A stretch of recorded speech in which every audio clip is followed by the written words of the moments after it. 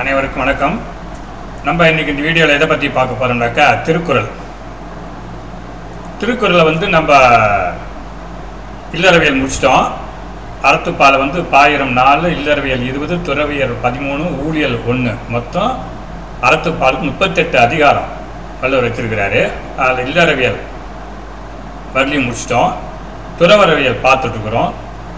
அதில் 25வது அதிகாரம் அருளுடைமை முடித்தாச்சு. 26 புலால் மறுத்தல், அதுவும் வீடியோ வெளியிட்டிருக்கிறோம்.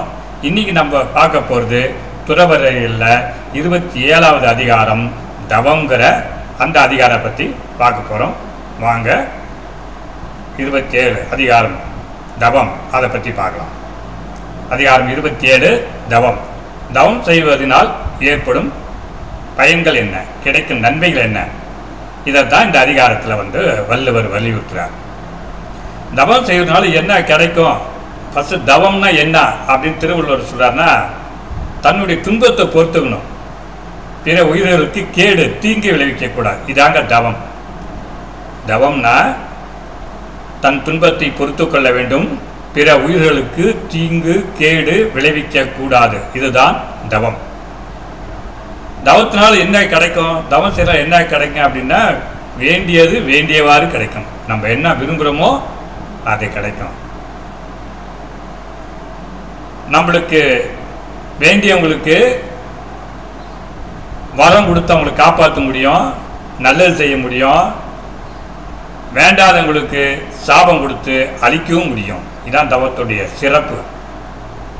தவம் செய்வதனால் மரணத்தையும் வெல்ல முடியும். இதை தான் திருவள்ளுவர் இந்த அதிகாரத்தில் வலியுறுத்துகிறார். வாங்க ஒரு குறளாக பார்க்கலாம். துறவரவியல் அதிகாரம் 27 தவம். தவம் செய்வதின் பயன். 261வது குறள். இது வரையிலும் 26 அதிகாரம் முடிச்சிட்டோம். அதாவது 260 திருக்குறள் முடிச்சிட்டோம். இது 261வது திருக்குறள். உற்ற நோய் நோன்றல் உயிருக்கு உருகன் செய்யாமை அற்றே தவத்திற்கு உரு. தன் துன்பம் பொறுத்தல், பிற உயிர்களுக்கு தீங்கு செய்யாதிருத்தலே தவம். தவம்னா என்னன்னா அதுக்கு டெஃபினிஷன் கொடுக்குறார், வரையறை சொல்கிறார் திருவள்ளுவர். என்ன சொல்கிறாரு? தன் துன்பம் பொறுத்தல், தனக்கு எவ்வளோ கஷ்டம் வந்தாலும் துன்பம் வந்தாலும் வருத்தம் வந்தாலும் அதை நம்ம பொறுத்துக்கணும். தவம் செய்கிறவங்க எக்காரணம் கொண்டும் பிற உயிர்களுக்கு தீங்கு செய்யக்கூடாது. அப்படி இருந்தால் தான் அதுக்கு பேர் தவம்னு பேர். இதுதான் 261வது குறளில் சொல்கிறார். 262 தவமும் தவம் உடையாருக்கு ஆகும் அவமதனை அகதியிலார் மேற்கொள்வது. தன் துன்பத்தை பொறுத்து கொள்பவர்களுக்கும் பிற உயிர்களுக்கு கேடு செய்யாதிருப்பவர்களுக்கே தவம் கைகூடும். பிற தவம் செய்ய முயல்வது வீண் செயல். தன் துன்பத்தை பொறுத்துக்கணும், பிற உயிருக்கு கேடு செய்யாமல் இருக்குன்னு இவங்களுக்கு தான் தவம் கைகூடும். இது இல்லாமல் தன் துன்பத்தை பொறுத்துக்க முடியாமல் பிற உயிருக்கு கேடு செஞ்சுருந்தா அவங்க போய் தவம் செஞ்சால் அது வீண் வெட்டி வேலை, அவங்க தவம் செய்கிறது வேஸ்ட் தான், அதனால் நன்மை ஒன்றும் வராது அப்படின்னு 262வது குறளில் தவத்தினுடைய சிறப்பை வலியுறுத்துகிறார்.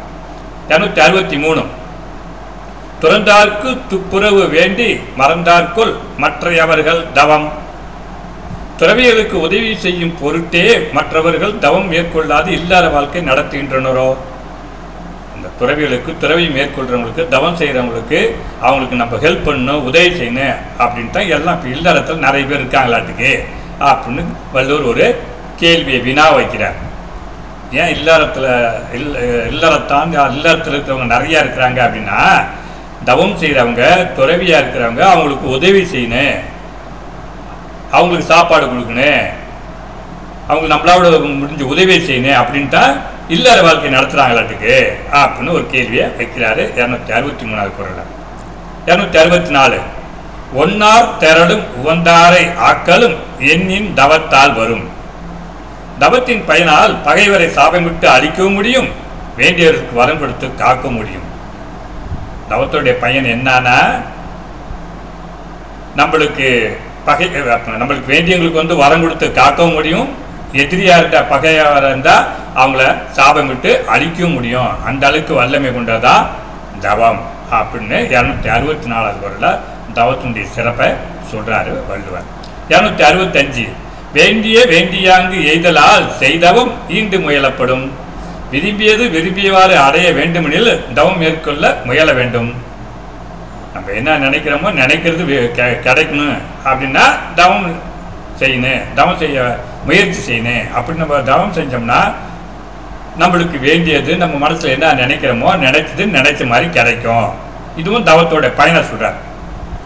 முதல் ஒரு கருள் என்ன சொன்னார், தவத்தினுடைய பயனை எதிரிகளை சாபமிட்டு அழிக்க முடியும், வேண்டியவர்களுக்கு வரம் கொடுத்து காக்கவும் முடியும். இதில் என்ன சொல்கிறாரு, நம்ம மனசில் என்ன நினைக்கிறோமோ நினைச்ச மாதிரி நடக்கணும்னா தவம் மேற்கொள்ள வேண்டும் அப்படின்னு 265வது குறளில் தவத்தினுடைய பயனை சொல்கிறார். 266 தவம் செய்வார் தம் கர்மம் செய்வார், மற்ற அல்லார் அவன் செய்வார் ஆசையில் பட்டு. தவம் செய்வோர் தவம் மட்டுமே செய்யும் வல்லமை கொண்டவர்கள். அப்படி முடியாதோர் தவம் செய்ய முயல்வது வீண் முயற்சியை தவிர அதனால் எந்த பலனும் கிடைக்காது. தவம் செய்கிறவங்க தவத்தை மட்டும்தான் செய்வாங்க. அப்படி இல்லாமல் மற்ற காரியத்தையும் செஞ்சுட்டு நானும் தவம் செய்கிறாடின்னா அது வீண் முயற்சி தான், அதனால் எந்த பலனும் கிடைக்காது. அதனால் தவம் செய்ய யார் செய்கிறாங்களோ செய்ய முயல்கிறாங்களோ அவங்க வந்து அந்த தவம் செய்யலாம், அந்த செயலை மட்டும்தான் செய்வாங்க. மற்றவங்க முடியாதவங்க எல்லா வேலையும் பார்த்துக்கிட்டு தவம் செய்கிறேன் அப்படிங்கிறவங்க அவங்களால இருக்க முடியாது. அவங்க செய்கிறது வந்து வீண் செயல் தான் அப்படின்னு 266வது குறளில் தவம் எப்படி செய்யணும் யார் செய்யணும் அப்படின்னு சொல்கிறாங்க. 267 சுடச்சுடரும் பொன்போல் ஒளிவிடும் துன்பம் சுடச்சுட நோக்கிப்பவர்க்கு. தீயில் சுடச்சுட தங்கம் ஒளிவிடுவது போல் தவம் மேற்கொள்வோருக்கு துன்பம் வர வர மெய்யறிவு உண்டாகும். எப்படி தங்கத்தை நெருப்பில் சுட சுட வந்து அப்படியே மின்னும் ஒளிவிடும் ஒளிரும். தங்கத்தை தீயில் நெருப்பில் சுட்டோம்னா தங்கம் அப்படியே மின்னும் ஒளிரும். அதுபோல் தவம் செய்கிறவங்களுக்கு துன்பம் வர வரத்தான் அவங்களுக்கு வந்து ஞானம் உண்டாகும், அறிவு உண்டாகும், மெய்யறிவு உண்டாகும் அப்படிங்கிறாரு 267வது குறளில். 268 தன்னுயிர் தான் அறப்பெற்றானே ஏனைய மண்ணுயிர் எல்லாம் தொடும். தவத்தின் பயனால் தன்னுயிர் தான் என்னும் பற்றுக்களை துறந்த துறவிகளை உயிர்கள் எல்லாம் வணங்கி தொழும். தவத்தின் பயனால் தன்னுயிர் தான் என்னும் தன்னுயிரை பற்றி கவலை இல்லை, தானுங்கிற பற்றி அவங்க எல்லா பற்றுகளும் துறந்தவங்கள அவங்கள வந்து உலகில் வாழும் எல்லா உயிர்களும் வணங்கி தொழும் வணங்கும் அப்படின்னு 268வது குறளில் தவத்தினுடைய பயனின் சிறப்பையும் சொல்கிறார். 269 கூற்றம் குதித்தலும் கைகூடும் நோற்றலின் ஆற்றல் தலைப்பட்டவர்க்கு. தவத்தினால் ஆற்றல் பெற்ற துறவிகளால் யமனையும் வெல்ல முடியும். கூற்றம் குதித்தலும் அப்படிங்கிறாரு. கூற்றம்னா யமன் குதித்து ஓடிடுவாராம். தவம் மேற்கொள்றவங்களை பார்த்து அந்த யமன் ஆனவர் பாச கயிறு அந்த இறப்பை தரக்கூடிய யமன்கிறவர் துறவியை கண்டால் குதித்து ஓடிவிடுவார் அப்படிங்கிறார். தவத்தினால் ஆற்றல் பெற்ற துறவிகளால் யமனையும் வெல்ல முடியும், அதாவது மரணத்தையும் வெல்ல முடியும். அதை வல்லாரோட சொன்னார், மரணமெல்லாம் பெருவாழ்வுன்னாரு. அது மாதிரி தவம் செய்ய ஆற்றல் வந்து 269 குறளில் ரொம்ப உச்சபட்சமாக தவம் செய்வதனால் மரணத்தையே வெல்ல முடியும் அப்படின்னு வந்து தவத்தின் பயனை சொல்கிறார். 270 இலர் பலர் ஆகிய காரணம் நோற்பார் சிலர் பலர் நோளாதவர். மன வலிமையுடன் சில பேர் தான் தவம் செய்ய முடிகிறது என்பதனால் தவம் செய்யாதோர் நிறைய பேராக இருக்கிறார்கள். தவம் செய்யறதுக்கு நிறைய நல்ல மன பலம் வேணும், மன தைரியம் வேணும். அந்த மன வலிமையோடு இருக்கிறவங்க சில பேர் தான். அதனால் அந்த சில பேர் தான் தவம் செய்ய முடிகிறது. அதனால் நிறைய பேர் வந்து தவம் செய்யாமல் இருக்கிறாங்க அப்படின்னு 270வது குறளில் யார் தவம் செய்ய முடியும் அப்படின்னு பற்றி சொல்கிறார். மொத்தத்துக்கு இந்த தவத்தினுடைய பயனை தவம்னா என்னான்னு சொன்னார். தவம்னா தன் துன்பம் பொறுத்தல், பிற உயிர்களுக்கு கேடு செய்யாதிருத்தல் அப்படின்னாரு. தவத்தின் பயனை சொல்லும்போது பகைவரை சாபம் கொண்டு அழிக்க, தவத்தினால் பகைவரை சாபம் கொண்டு அழிக்க முடியும், வேண்டியவர்களுக்கு வரம் கொடுத்து காக்கவும் முடியும் அப்படின்னாரு. தவம் செய்வதனால் மரணத்தையே வெல்ல முடியும் அப்படின்னாரு. அதனால் அனைவரும் தவம் செய்ய முயல வேண்டும் அப்படின்னு திருவள்ளுவர் அதிகாரம் 27 மூலம் நம்மளுக்கு வலியுறுத்துகிறார். நாமும் நம்மளால் முடிந்த தவத்தினுடைய பயனை அறிந்து தவம் மேற்கொள்ள முயல வேண்டும் என்று கூறி இத்துடன் இந்த வீடியோவை முடிக்கிறேன். நன்றி, வணக்கம்.